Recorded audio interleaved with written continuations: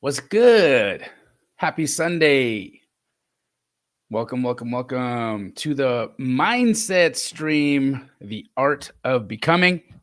I'm Jamil Damji, and I'm grateful to be here. Having a great day. Hope you guys have had a great week.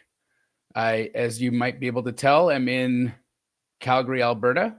This will be the last time that you guys see this background because I am. Oh, hold on. I'm on my own phone here. Let me turn me off.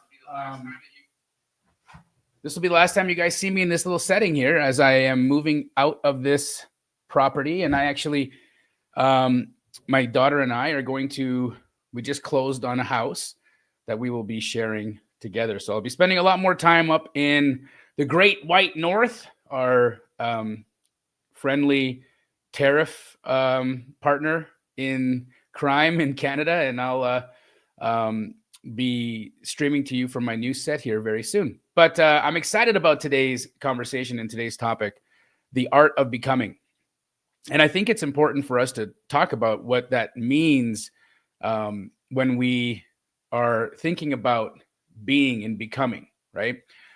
Many of you have heard the term before, fake it till you make it. If you've ever heard somebody say, fake it till you make it, let me know in the chat. And if you've ever felt like maybe that's what I need to do, I need to, add these things, or I have to be these things, these specific things, or pretend to be these specific things in order for me to actually become the thing that I'm trying to walk into in my life. And so there's some confusion that people can have there because you see people like start to put up a persona, like an entire costume, masks, and all these different expressions of what they are trying to emulate or embody in their lives, and they're doing it in a non-genuine way, right? And we can feel that, we can sense the reality that what we're seeing in somebody or what they're projecting, what they're putting out doesn't really ring true, right? It's like why we love amazing art and why we are so drawn to incredible music and writing, because there is truth in those of art pieces that ring true or resonate with the truest nature of ourselves. And that resonance, that connection is what creates the affinity. It's what draws us to that art, right? And so instinctively, because we understand and know that we're drawn to authenticism, we're drawn to what's real. We love what's authentic. And when we're presented with something that's not, we might get disenchanted by it. We might be drawn to it momentarily, like a moth to a flame, but in the reality, at the end of the day, it's not real, right? It won't have the same effect, and it's going to end up flattening or disappointing us. And so I wanted to help us discern the concept of fake it till you make it and becoming, because they're completely different things, yet very often we discombobulate, or we believe that the lines are blurred, and then we just start acting, right? And the reality is that none of us are here to become actors, right? We're here to be ourselves. And so figuring out the difference, I think, is super important in manifesting what we want to accomplish, or the highest and best version of ourselves. And so the art of becoming, right?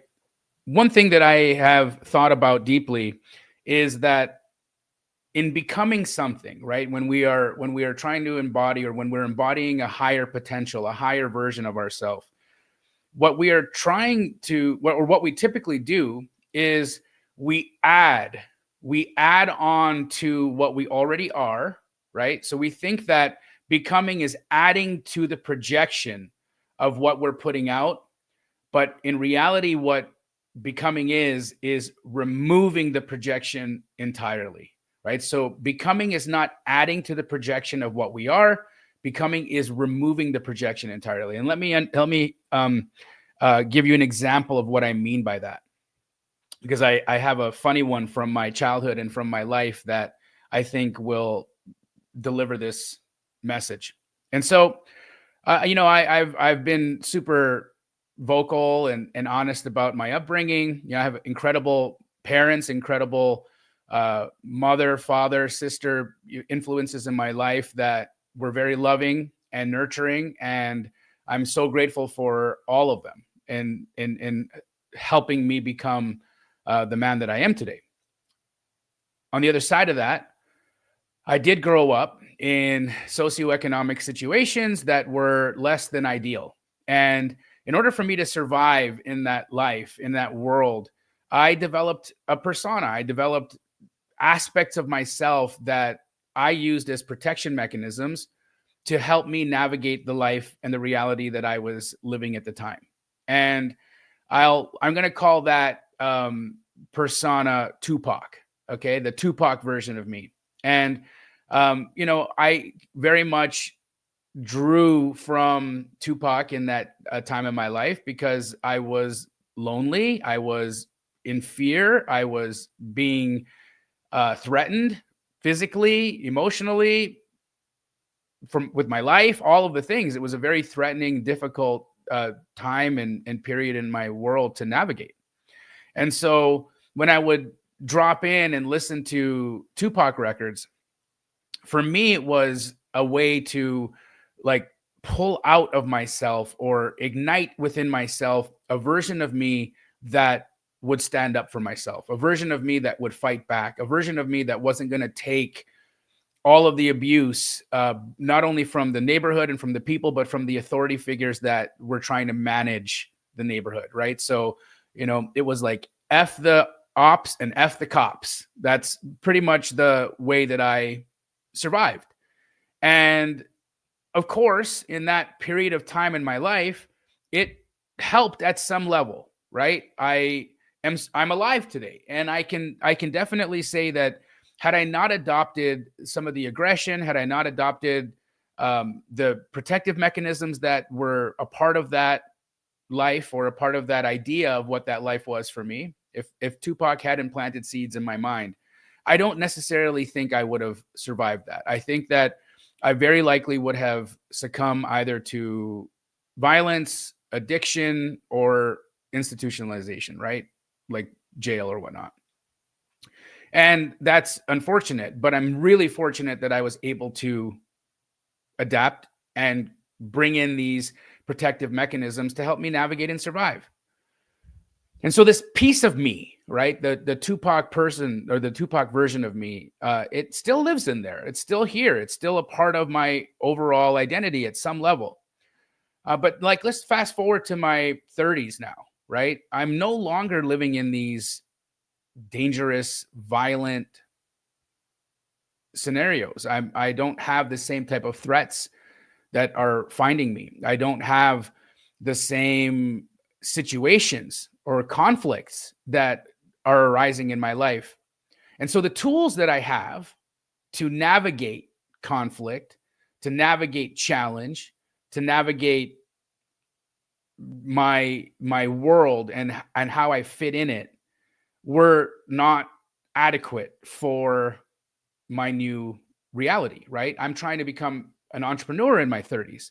And so an entrepreneur in his 30s, it won't really work if you're sitting there in a meeting trying to attract a new vendor, or you're trying to attract investments, or you're trying to resonate with people on a business level and speak to returns on investment and be intelligent about that.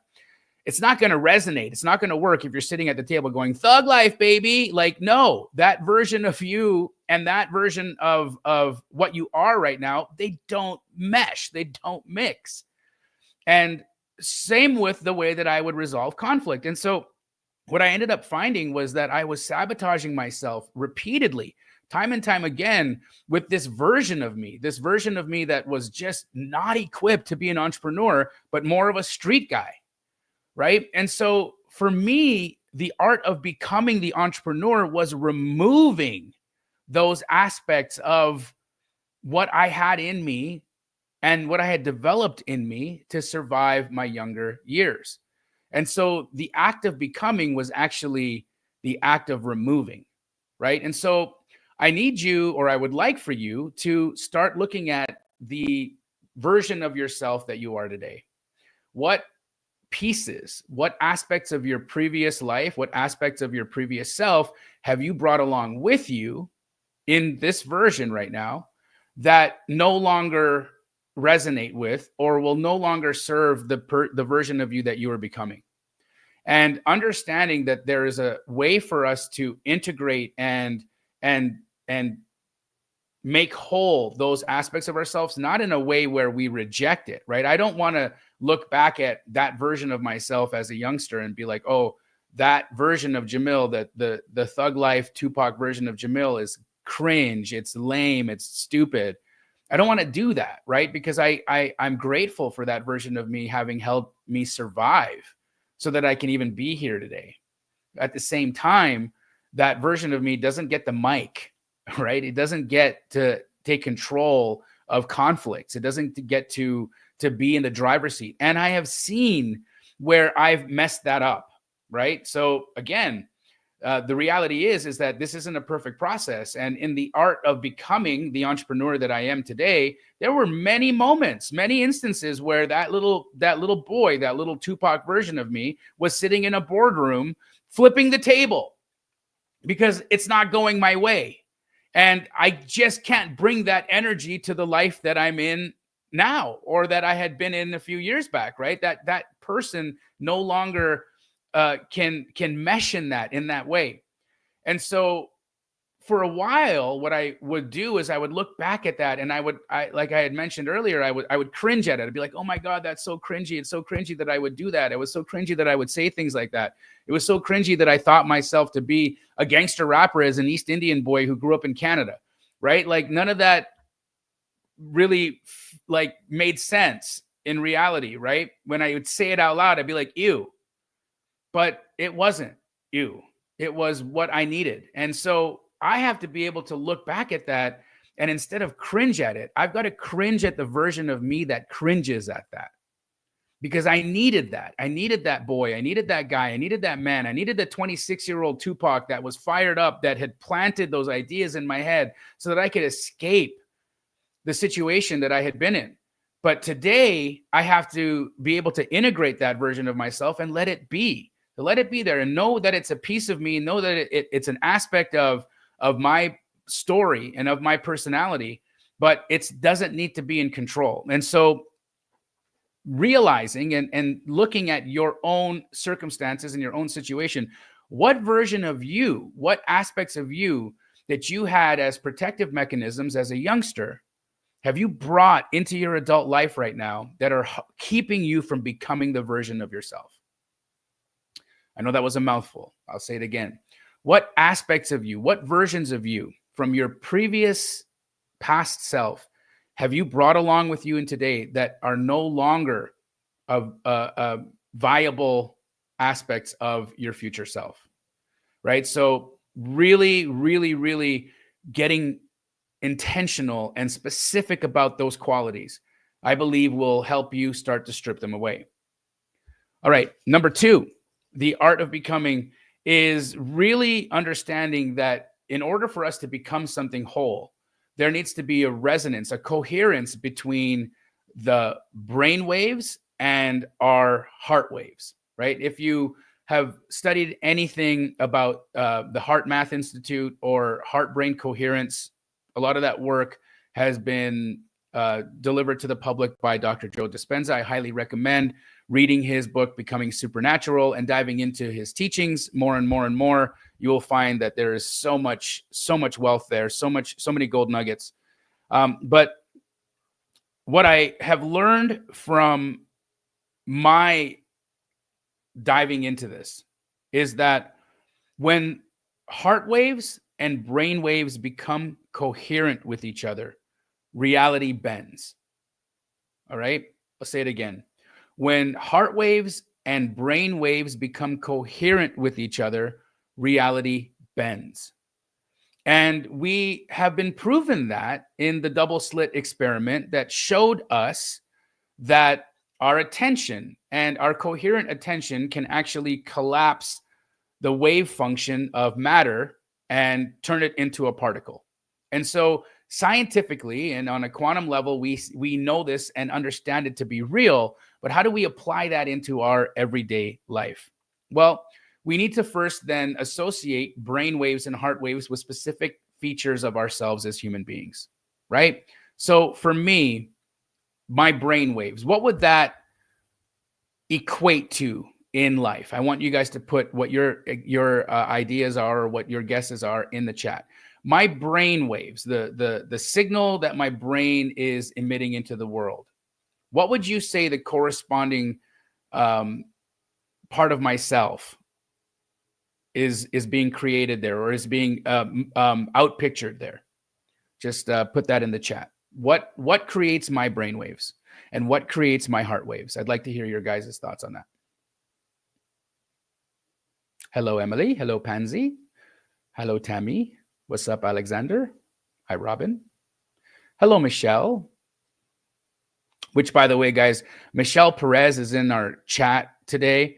Y'all should check her out. She is a breath work practitioner and super dope. I'm gonna hire her to do a breath work healing retreat for me, and I think you guys should all check her out. She's pretty dope. All right, so Kitty Walker says what you visualize and what you think about. Great. Casey Savage says dreams and desires. Alexander Whitfield says experience and intentions. Okay, great. I like your guys' thoughts there. It's not that deep, but it is, right? Okay, so Eric says thoughts and what you do daily. Pretty close. All right, so our brain waves are the outpicturing of our thoughts. Yes.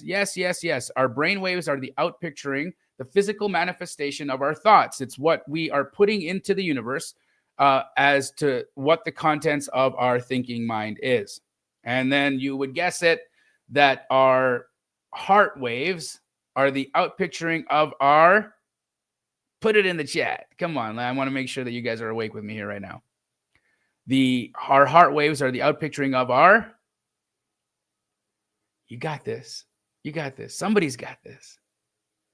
Somebody's got this. Come on, use your fingers. Feelings. Thank you. Absolutely. Right. You guys are on point. Right. So our brain waves are the outpicturing of our thoughts, and our feelings are the outpicturing of our feelings or emotions. Right. And that's how we're communicating with the outside world. Understand that none of this is verbal.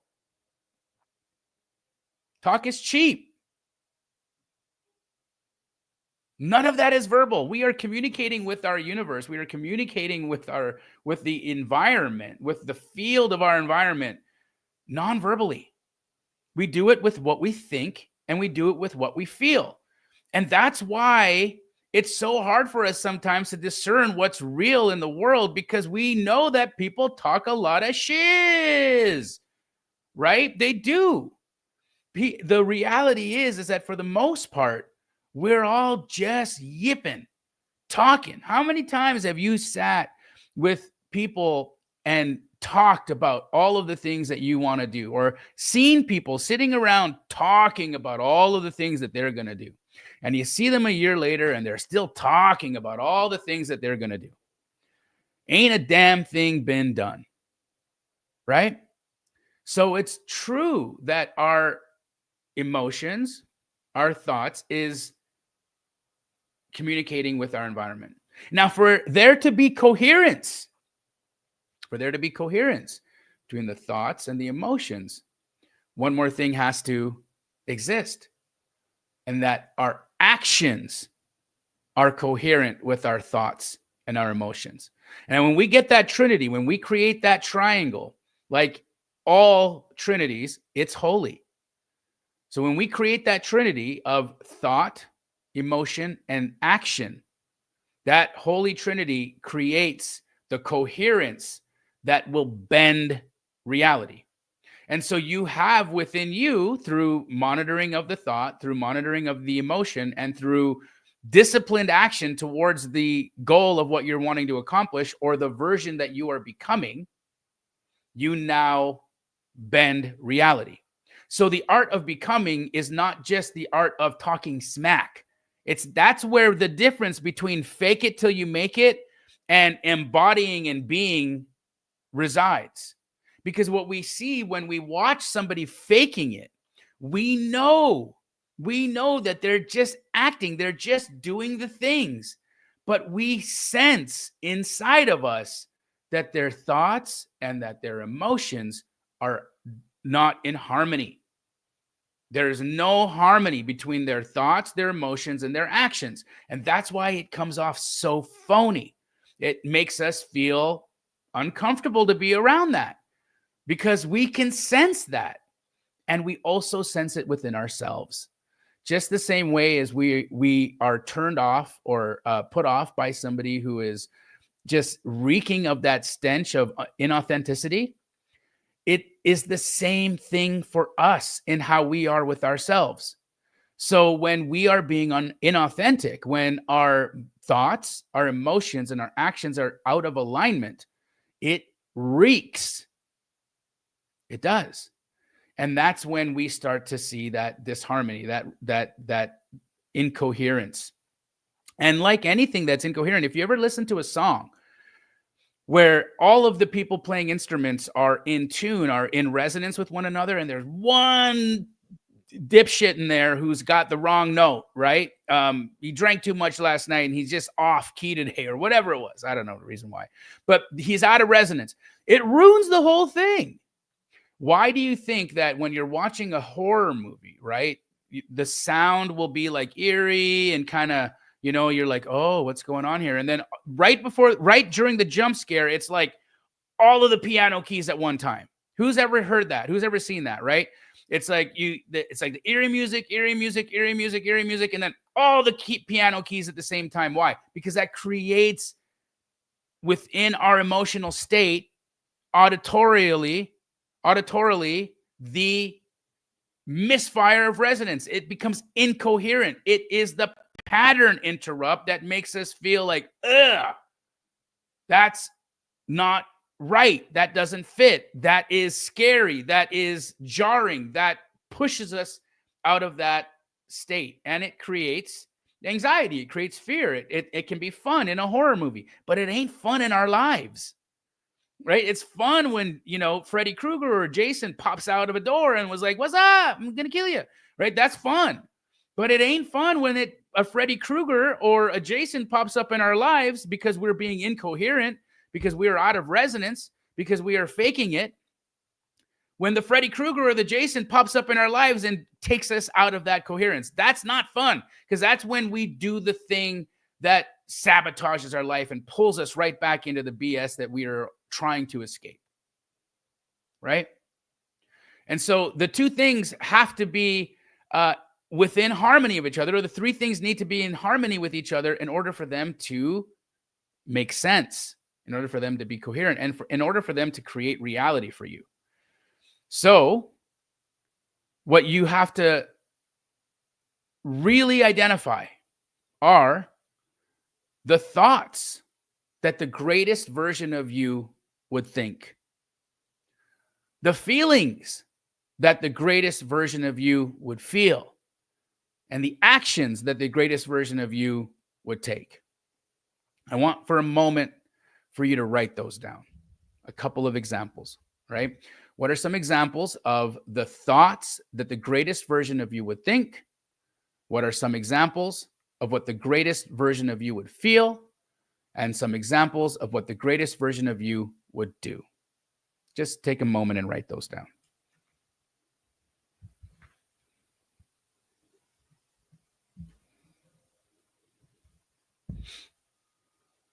I want to run through a really fun scenario with you guys after this, because this is an actual true story, and it will kind of open you up to some ideas as to how we can identify when we're out of coherence in ourselves, and be able to really see when there's something that needs to be adjusted. What's up, Charles? Good to see you. Okay, so hopefully you got that down. So want to run through a scenario with you guys of an actual example in our world, in our space of REI, right? So I want to, well, whatever. I've already said that this was a real story, so I'm not going to say any names. So So in the community, right? I hear of this situation that goes down. Now, somebody who's new, somebody who is like, just getting started in their REI journey, they're doing outreach and they come across this opportunity. And they're talking to a homeowner. So they're going direct to seller, which was their first mistake. They're talking to a homeowner, and they're discussing the things on the home. They're talking price. They're talking condition, talking timelines, all the things that we typically speak of when we're trying to do business, trying to do a deal. And so this newer investor gets on the phone. He finishes the conversation with the homeowner, gets on the phone with a more tenured community member, right? So somebody who's been in the community for a couple of years, been done hundreds of deals now, a leader in the community, somebody that someone looks up to, and somebody that I refer people to go to get help when they're just getting started and they need a little bit of extra like comping help or a little bit of extra theory understanding. And I don't have the available moments to get super deep with them because it's outside of our coaching times. But I don't want to leave people in a lurch in those moments. So that's why it's really great to have these community leaders, because you can look to those people because you've seen that they've accomplished, they've done the things, right? Anyhow, so this newer investor calls the tenured investor and they start going through the deal, right? He's like, this is what it is. This is what the seller needs. This is, where I'm thinking we should, what I think ARV should be. What do you think ARV is? And what would you think I need to go lock this house up at, right? So they're doing what Pace and I teach to do: squatting up, communicating with one another, and then helping each other with a buy number. And then that newer investor was going to go talk to the homeowner. All right. So he gets a buy number from the more tenured guy and starts calling the homeowner. Homeowner doesn't pick up the phone. He stopped answering the phone, right? A couple days go by, still ghost. And I mean, who's ever seen this, right? Like if you've ever gone direct to seller, then getting ghosted by a homeowner is pretty damn normal. It happens all the time. It happens actually more frequently than not getting ghosted by a homeowner. So the newer investor is like kind of feeling a way about it, right? He's like, oh, what the hell, man? This person was just like really talking to me, a couple of days ago. They were super, receptive to what I was going to bring. I can't believe that they just wouldn't answer my calls anymore. Like, this is stupid. This sucks. And then a day later, he's in his emails, and the investor that he talked to about the deal sends the deal out. Okay. Let's think of this scenario. So, what do you guys think happened? What happened?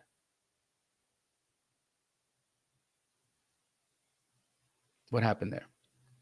So the tenured investor ends up sending out that exact property to his buyer's list.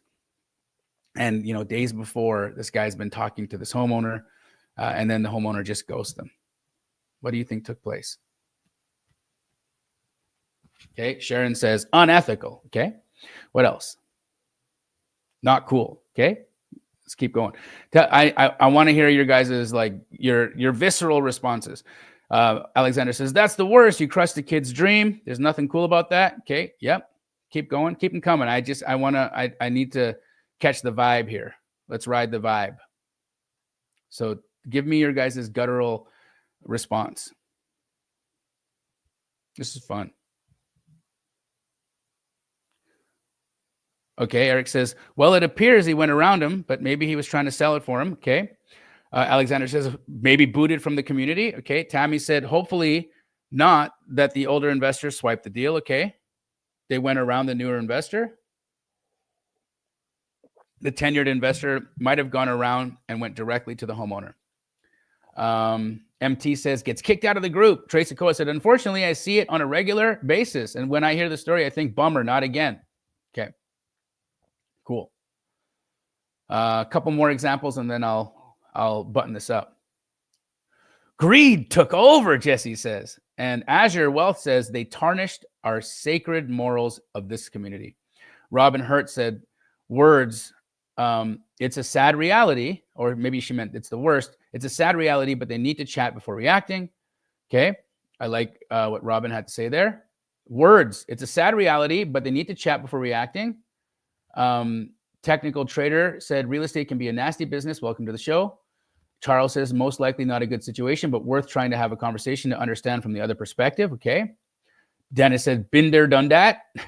Juliana says, another wholesaler went to the deal to the older investor, and Ellie says, no bueno. Okay. Love that. Okay. So here's what happened.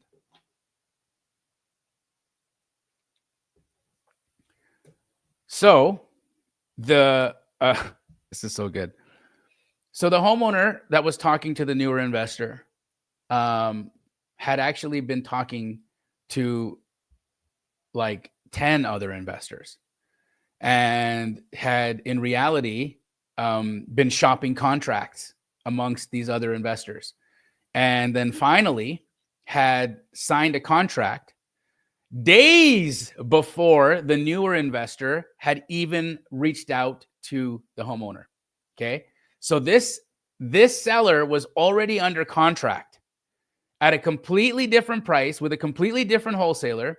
And when this newer investor had reached out and started engaging, the homeowner was just, fishing for numbers, fishing for to see if this would be a better deal or a better offer or whatever, like homeowners do. Now, that tenured investor, because he's so well known and well respected and well loved within the community because he's helped so many people sell deals, was sent the deal by the actual investor that had the deal under contract. All right. So this person whose job it is to be helpful to newer investors had been helping another guy at one time with a buy number. And so he reciprocated the help by bringing him a deal to sell. And the newer investor, who never had it under contract in the first place, just assumed that this guy went around him, went to the seller, contracted it directly to the seller, and was now selling it on his list when none of that actually happened. The reality that happened, that deal was under contract for days. It had been under contract for days. The newer investor didn't ask the appropriate questions, didn't investigate enough to find out if that seller was actually under contract with anybody. And so when the first wholesaler that actually had it under contract used the tenured investor as a dispo resource, the whole thing blew up. And it all blew up on what? Bull crap. Absolute bull crap, because that tenured investor did nothing wrong. In fact, all that person did was try to be helpful to the newer investor. And all that person was doing was receiving goodwill for having helped that actual person who had it under contract from a previous deal. And so the newer investor calls that tenured investor and gives it to him. Just starts off like, you piece of blah, blah, blah, I can't believe. Comes to me, went to the, the community, the whole thing. I want him kicked out. I want his call stripped. I want everything taken away. As we then unfold it all, right? The reality is that guy was just trying to be helpful to as many people as possible. That newer investor was acting and reacting from where? Where were they acting and reacting from? I want to hear that from you guys. Where were they acting and reacting from?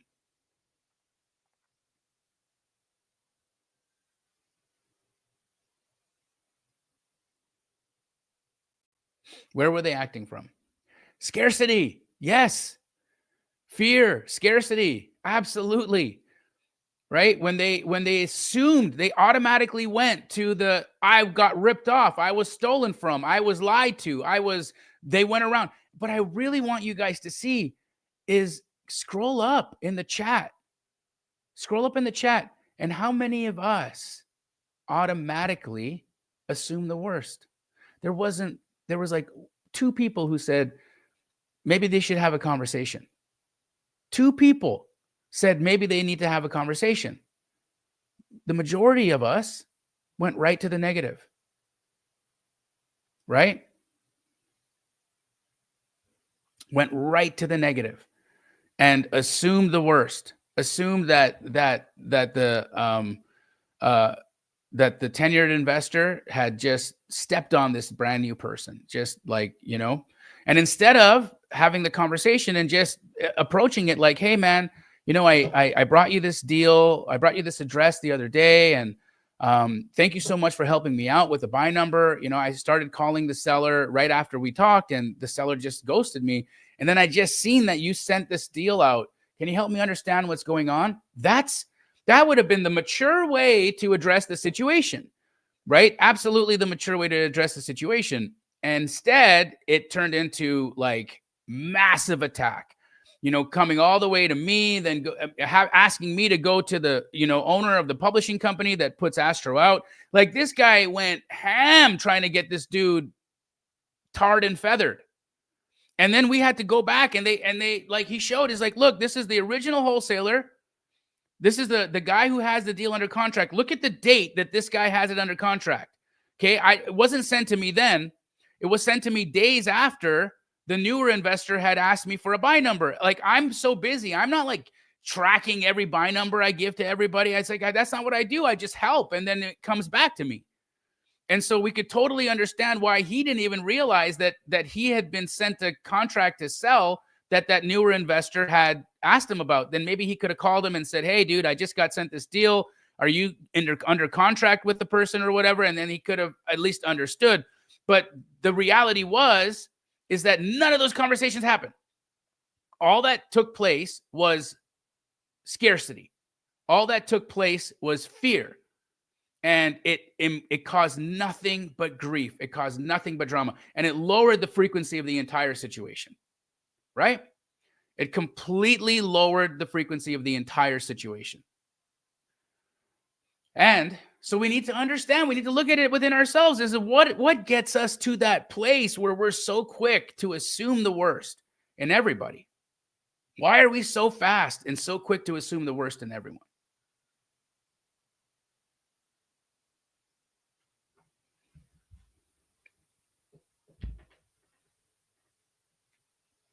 All right. Number 3, the art of becoming is removing the frequencies that are not aligned to your highest and best version. The art of becoming is removing the frequencies that are not aligned with your highest and best version. Friends, it is not fake it till you make it. It is be it until you see it. Be it until you see it.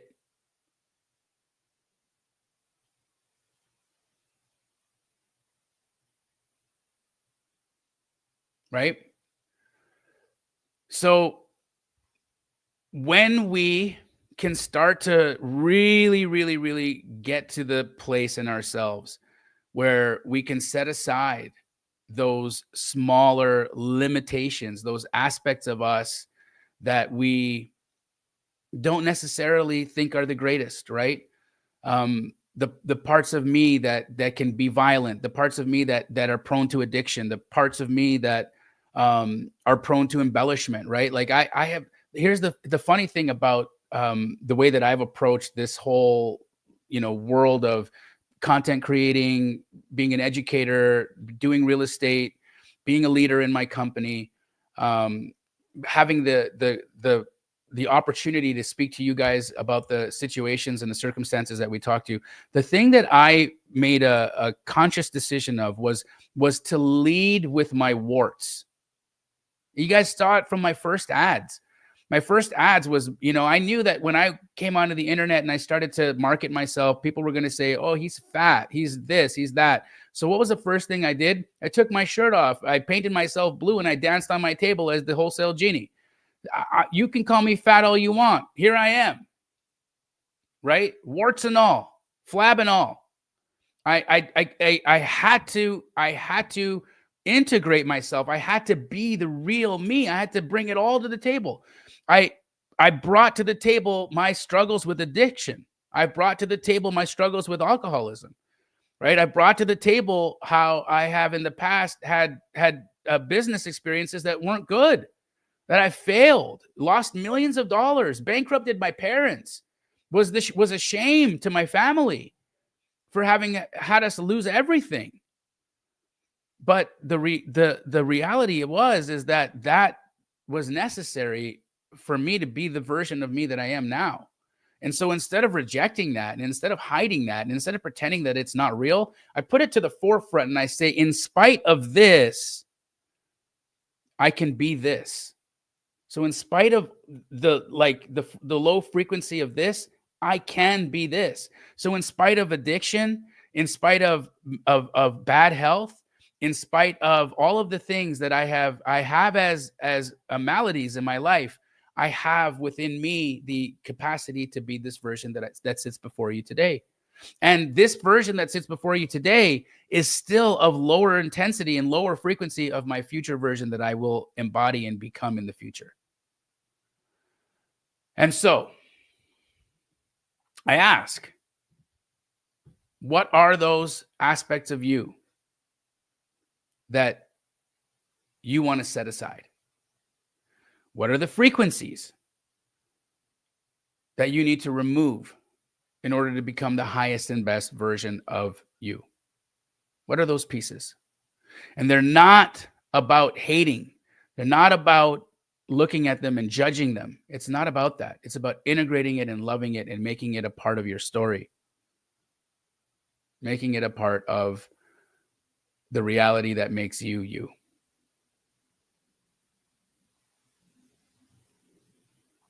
Friends, I believe that in this work, in the art of becoming, we share with each other that aspect of ourselves that God needs us to share, that God blesses us to share and wants us to share with one another, so that the entirety of creation can become their best selves. Cool. I hope you guys have a beautiful Super Bowl Sunday. Go Eagles, even though I hate Eagles fans. But yeah, go Eagles, because who wants to see Kansas City win again? I am going to start the Astro call here in about 15 minutes. But I just want you guys all to realize and to understand that in the week ahead of you, you have a choice. You have a choice to set aside those lower frequencies, those aspects of you that are not in alignment with who you're becoming. God bless you. Take care.